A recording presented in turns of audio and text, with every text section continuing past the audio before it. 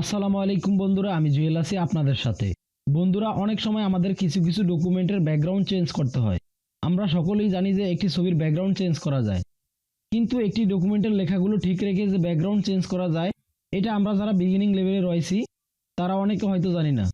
মাঝে মাঝে এমন কিছু পুরনো ডকুমেন্ট আমাদের কাছে চলে আসে, যে ডকুমেন্টের লেখাগুলো ঠিক রাখার জন্য আমাদেরকে সেই ডকুমেন্টের ব্যাকগ্রাউন্ড ফেলে দিতে হয়, মানে ব্যাকগ্রাউন্ড রিমুভ করতে হয়, অথবা ব্যাকগ্রাউন্ড কালারটিকে চেঞ্জ করতে হয়, অথবা ডকুমেন্টে যে লেখাগুলো থাকে সেই লেখাগুলোর কালার চেঞ্জ করতে হয়।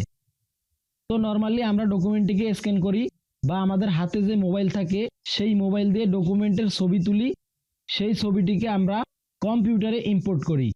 কিন্তু আমরা যখনই একটি ডকুমেন্টকে স্ক্যান করে কম্পিউটারে ইম্পোর্ট করি, তখন সেটি একটি ছবি আকারে ইম্পোর্ট হয়, কিন্তু সেই ডকুমেন্ট থেকে লেখা ঠিক রেখে ব্যাকগ্রাউন্ড রিমুভ করা জটিল মনে হয়।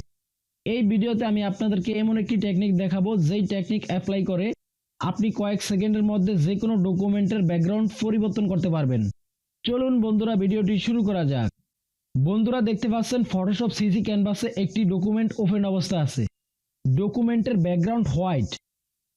কিবোর্ড থেকে কন্ট্রোল প্লাস বাটন প্রেস করে আমরা জুম করে দেখব। দেখুন বন্ধুরা, ডকুমেন্টের ব্যাকগ্রাউন্ড হলো হোয়াইট। ডকুমেন্টের ব্যাকগ্রাউন্ড এবং টেক্সটের কালার পরিবর্তন করার জন্য প্রথমে আমরা এই ব্যাকগ্রাউন্ড লেয়ারটিকে ডুপ্লিকেট করব। ব্যাকগ্রাউন্ড লেয়ারটি সিলেক্ট থাকা অবস্থায় এটিকে ড্র্যাগ করে ক্রিয়েট এ নিউ লেয়ার এই আইকনটির উপরে ছেড়ে দিব, অথবা কিবোর্ড থেকে কন্ট্রোল জে বাটন প্রেস করব। ব্যাকগ্রাউন্ড এবং টেক্সট কালার পরিবর্তন করার জন্য প্রথমে আমাদের টেক্সটগুলো সিলেক্ট করতে হবে।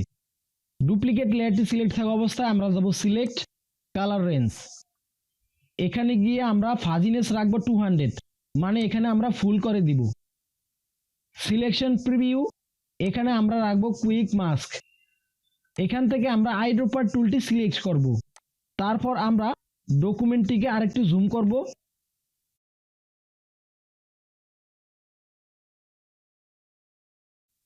ডকুমেন্টের ভিতরে টেক্সটের উপরে আমরা একটি ক্লিক করব। ক্লিক করার পর আমরা এখান থেকে ওকেতে ক্লিক করব। কন্ট্রোল মাইনাস বাটন প্রেস করে আমরা জুম আউট করব। এবার দেখুন ডকুমেন্টে যত লেখা রয়েছে এবং লাইন রয়েছে সবগুলো সিলেক্ট হয়েছে। এখন আমরা এই লেখাগুলোকে একটি ডুপ্লিকেট লেয়ারে পরিণত করব। তার জন্য কিবোর্ড থেকে কন্ট্রোল জে বাটন প্রেস করব টেক্সটগুলো সিলেক্ট থাকা অবস্থায়। নিচের লেয়ার দুটিকে বন্ধ করে আমরা দেখতে পাবো যে টেক্সটের একটি নতুন লেয়ার ক্রিয়েট হয়েছে। লেয়ারগুলোকে আমরা শো করব। এখন আমরা ব্যাকগ্রাউন্ড পরিবর্তন করব। তার জন্য ডুপ্লিকেট লেয়ারটি সিলেক্ট থাকা অবস্থায় এটির উপরে মাউসের রাইট বাটন ক্লিক করে ব্লেন্ডিং অপশনে যাব। এখানে গিয়ে আমরা কালার ওভারলেতে ক্লিক করব। ক্লিক করার পর এখানে দেখুন ব্যাকগ্রাউন্ড পরিবর্তন হয়েছে। ব্লেন্ড মুড থেকে আপনারা যে কোনো কালার দিতে পারেন। দেখুন আমি করছি।